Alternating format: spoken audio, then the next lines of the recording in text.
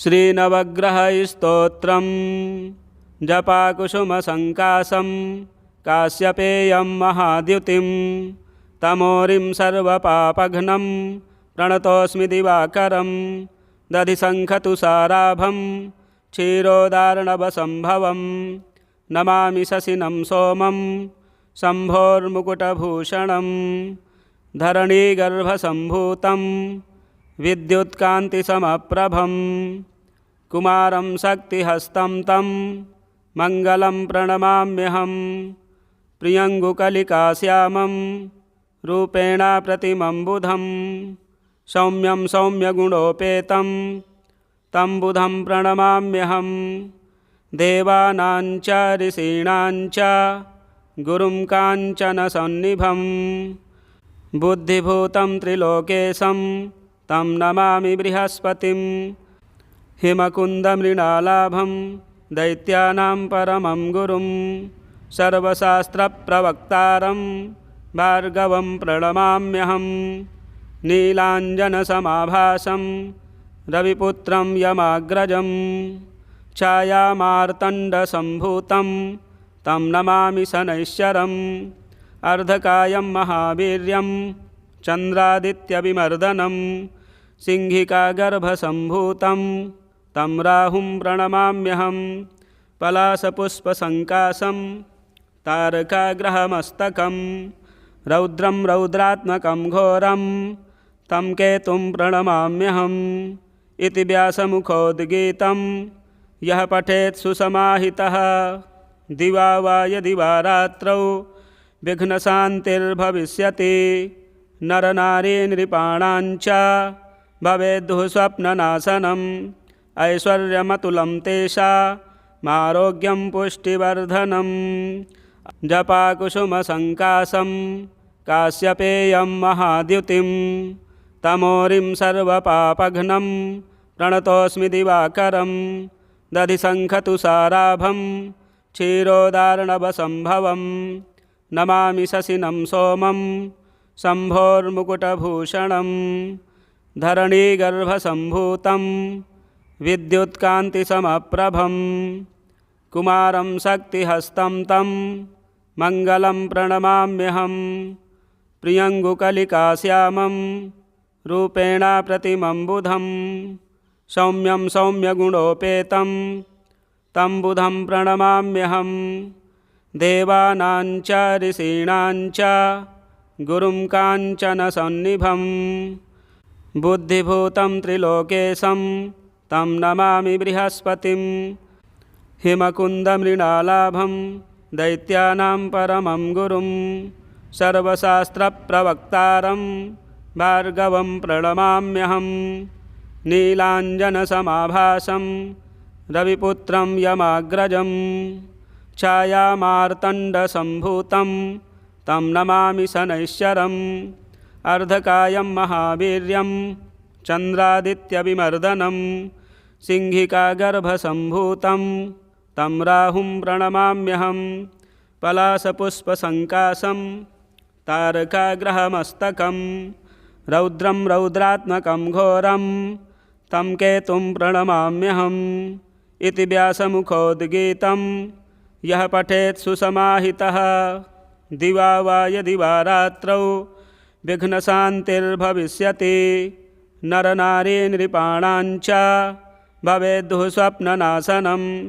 ऐश्वर्यमतुलं तेषामारोग्यं पुष्टिवर्धनं जपाकुसुमसङ्कासं काश्यपेयं महाद्युतिं तमोरिं सर्वपापघ्नं प्रणतोऽस्मि दिवाकरं दधिशङ्खतुषाराभं क्षीरोदार्णवसम्भवं नमामि शशिनं सोमं शम्भोर्मुकुटभूषणं धरणीगर्भसम्भूतं विद्युत्कान्तिसमप्रभं कुमारं शक्तिहस्तं तं मङ्गलं प्रणमाम्यहं प्रियङ्गुकलिकाश्यामं रूपेण प्रतिमं बुधं सौम्यं सौम्यगुणोपेतं तं बुधं प्रणमाम्यहं देवानां च ऋषीणां च गुरुं काञ्चनसन्निभं बुद्धिभूतं त्रिलोकेशं तं नमामि बृहस्पतिं। हिमकुन्दमृणालाभं दैत्यानां परमं गुरुं सर्वशास्त्रप्रवक्तारं भार्गवं प्रणमाम्यहं। नीलाञ्जनसमाभासं रविपुत्रं यमाग्रजं छायामार्तण्डसम्भूतं तं नमामि शनैश्चरम्। अर्धकायं महावीर्यं चन्द्रादित्यविमर्दनं सिंहिकागर्भसम्भूतं तं राहुं प्रणमाम्यहं। पलाशपुष्पसङ्काशं तारकाग्रहमस्तकं रौद्रं रौद्रात्मकं घोरं तं केतुं प्रणमाम्यहम्। इति व्यासमुखोद्गीतं यः पठेत् सुसमाहितः दिवा वा यदि वा रात्रौ विघ्नशान्तिर्भविष्यति। नरनारीनृपाणाञ्च भवेद्दुः स्वप्ननाशनम् ऐश्वर्यमतुलं तेषामारोग्यं पुष्टिवर्धनम्। जपाकुसुमसङ्काशं काश्यपेयं महाद्युतिं तमोरिं सर्वपापघ्नं प्रणतोऽस्मि दिवाकरं। दधिशङ्खतुषाराभं क्षीरोदार्णवसम्भवं नमामि शशिनं सोमं शम्भोर्मुकुटभूषणं। धरणीगर्भसम्भूतं विद्युत्कान्तिसमप्रभं कुमारं शक्तिहस्तं तं मङ्गलं प्रणमाम्यहं।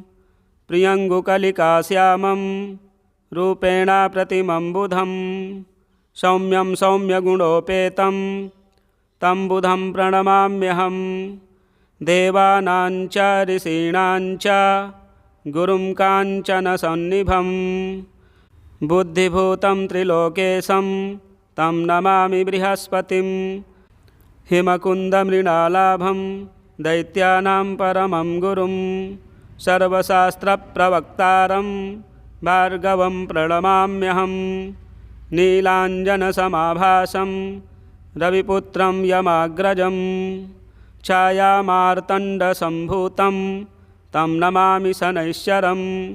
अर्धकायं महावीर्यं चन्द्रादित्यविमर्दनं सिंहिकागर्भसम्भूतं तं राहुं प्रणमाम्यहं। पलाशपुष्पसङ्काशं तारकाग्रहमस्तकं रौद्रं रौद्रात्मकं घोरं तं केतुं प्रणमाम्यहम्। इति व्यासमुखोद्गीतं यः पठेत् सुसमाहितः दिवा वा यदि वा रात्रौ विघ्नशान्तिर्भविष्यति। नरनारीनृपाणाञ्च भवेद्दुः स्वप्ननाशनम् ऐश्वर्यमतुलं तेषामारोग्यं पुष्टिवर्धनम्। जपाकुसुमसङ्काशं काश्यपेयं महाद्युतिं तमोरिं सर्वपापघ्नं प्रणतोऽस्मि दिवाकरं। दधिशङ्खतुषाराभं क्षीरोदार्णवसम्भवं नमामि शशिनं सोमं शम्भोर्मुकुटभूषणं।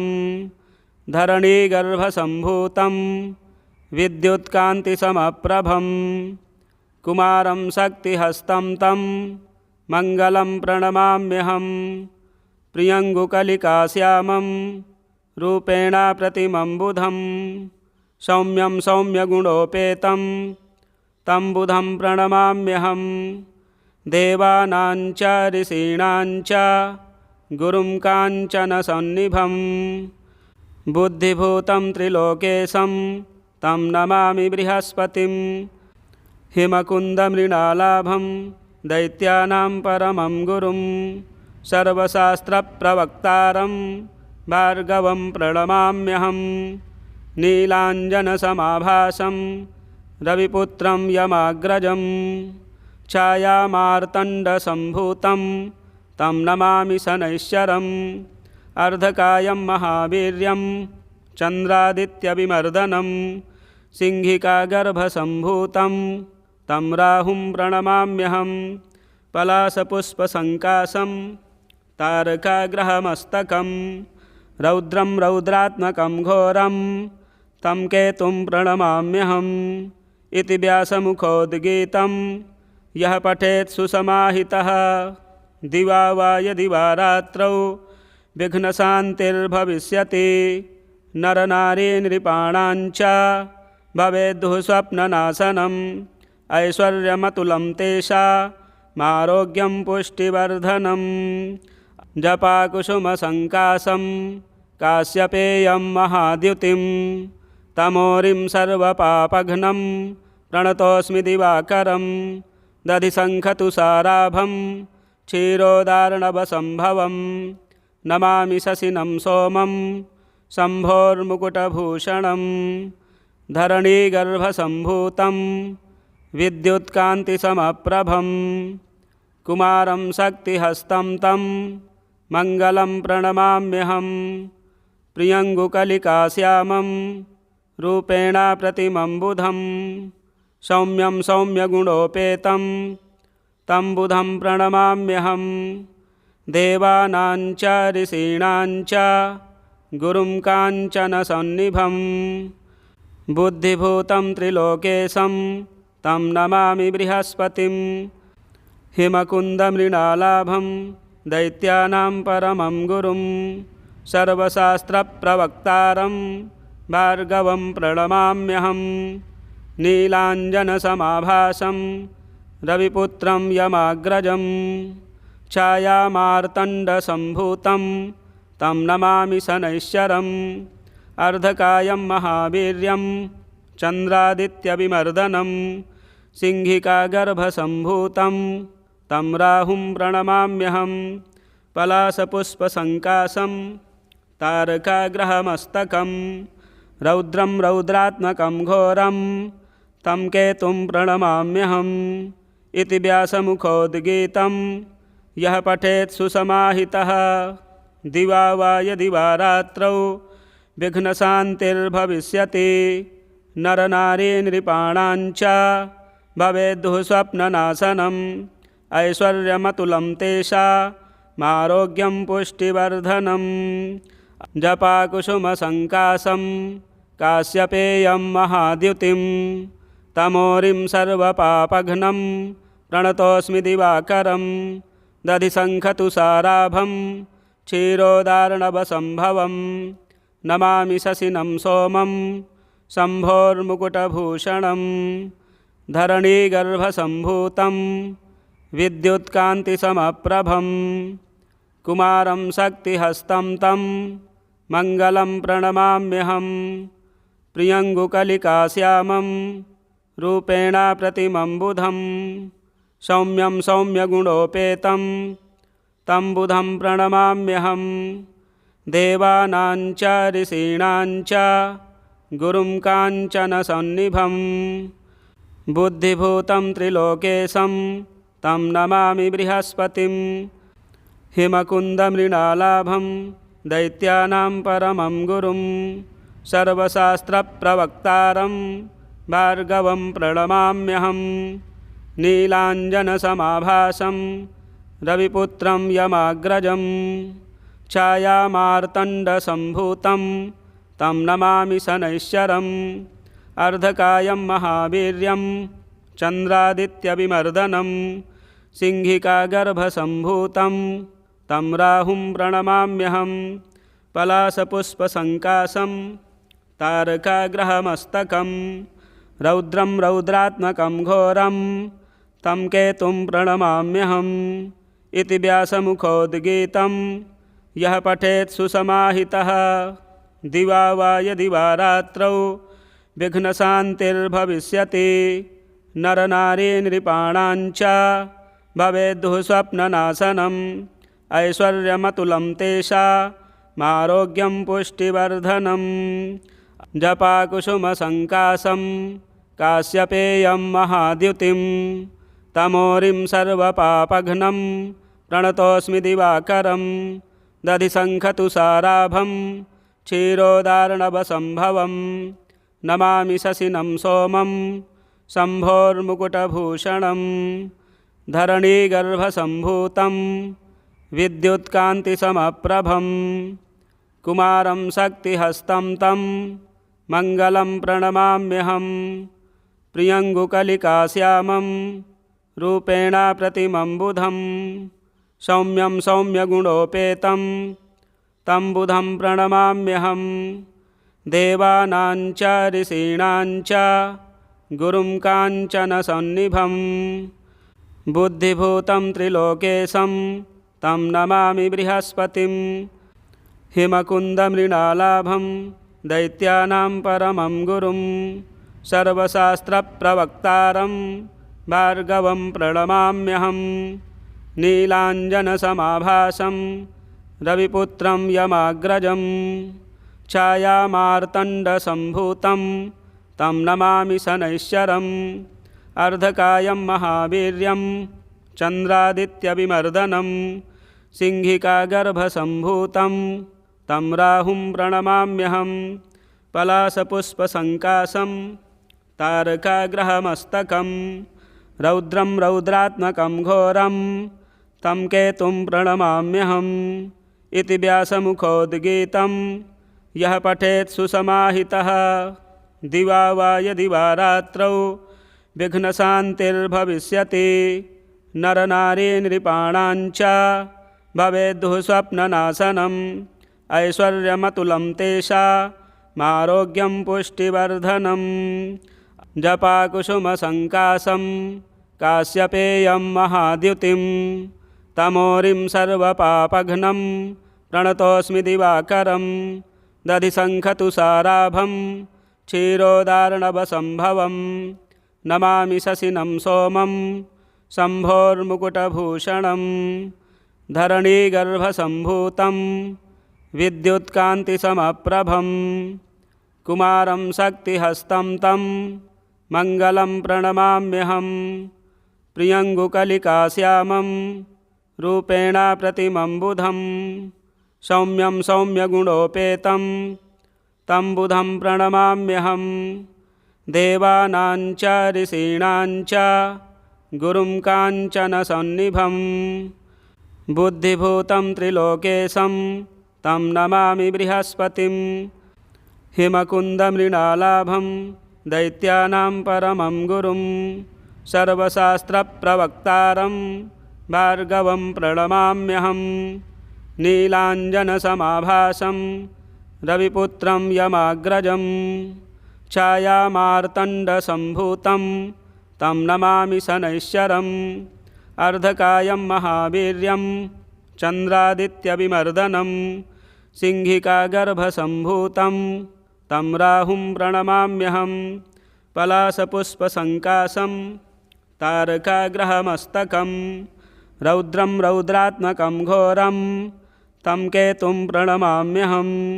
इति व्यासमुखोद्गीतं यः पठेत् सुसमाहितः दिवा वा यदि वा रात्रौ विघ्नशान्तिर्भविष्यति नरनारी नृपाणां च भवेद्दुः स्वप्ननाशनम् ऐश्वर्यमतुलं तेषामारोग्यं पुष्टिवर्धनम् जपाकुसुमसङ्काशं काश्यपेयं महाद्युतिं तमोरिं सर्वपापघ्नं प्रणतोऽस्मि दिवाकरं दधिशङ्खतुषाराभं क्षीरोदार्णवसम्भवं नमामि शशिनं सोमं शम्भोर्मुकुटभूषणं धरणीगर्भसम्भूतं विद्युत्कान्तिसमप्रभं कुमारं शक्तिहस्तं तं मङ्गलं प्रणमाम्यहं प्रियङ्गुकलिकाश्यामं रूपेण प्रतिमं बुधं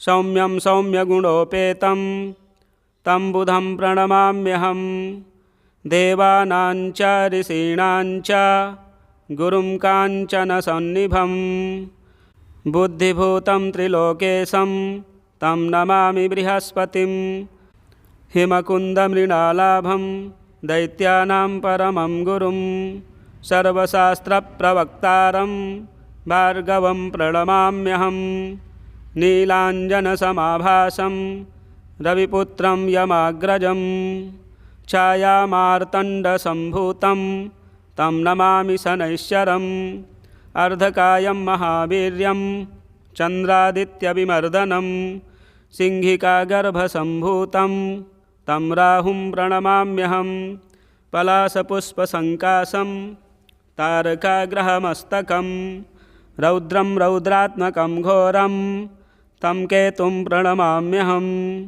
इति व्यासमुखोद्गीतं यः पठेत् सुसमाहितः दिवा वा यदि वा रात्रौ विघ्नशान्तिर्भविष्यति नरनारी नृपाणाञ्च भवेद्दुः स्वप्ननाशनम् ऐश्वर्यमतुलं तेषामारोग्यं पुष्टिवर्धनम् जपाकुसुमसङ्काशं काश्यपेयं महाद्युतिं तमोरिं सर्वपापघ्नं प्रणतोऽस्मि दिवाकरं दधिशङ्खतुषाराभं क्षीरोदार्णवसम्भवं नमामि शशिनं सोमं शम्भोर्मुकुटभूषणं धरणीगर्भसम्भूतं विद्युत्कान्तिसमप्रभं कुमारं शक्तिहस्तं तं मङ्गलं प्रणमाम्यहं प्रियङ्गुकलिकाश्यामं रूपेण प्रतिमं बुधं सौम्यं सौम्यगुणोपेतं तं बुधं प्रणमाम्यहं देवानां च ऋषीणां च गुरुं काञ्चनसन्निभं बुद्धिभूतं त्रिलोकेशं तं नमामि बृहस्पतिं हिमकुन्दमृणालाभं दैत्यानां परमं गुरुं सर्वशास्त्रप्रवक्तारं भार्गवं प्रणमाम्यहं नीलाञ्जनसमाभासं रविपुत्रं यमाग्रजं छायामार्तण्डसम्भूतं तं नमामि शनैश्चरम् अर्धकायं महावीर्यं चन्द्रादित्यविमर्दनं सिंहिकागर्भसम्भूतं तं राहुं प्रणमाम्यहं पलाशपुष्पसङ्काशं तारकाग्रहमस्तकं रौद्रं रौद्रात्मकं घोरं तं केतुं प्रणमाम्यहम् इति व्यासमुखोद्गीतं यः पठेत् सुसमाहितः दिवा वा यदि वा रात्रौ विघ्नशान्तिर्भविष्यति नरनारी नृपाणाञ्च भवेद्दुः स्वप्ननाशनम् ऐश्वर्यमतुलं तेषामारोग्यं पुष्टिवर्धनम् आरोग्यं पुष्टिवर्धनम्। महर्षि व्यास विरचितं नवग्रह स्तोत्रम संपूर्णम। इसी प्रकार के वीडियो देखने के लिए चैनल को ज़्यादा से ज़्यादा सब्सक्राइब करें, वीडियो शेयर करें, लाइक करें। मिलते हैं अगले वीडियो में। हर हर महादेव।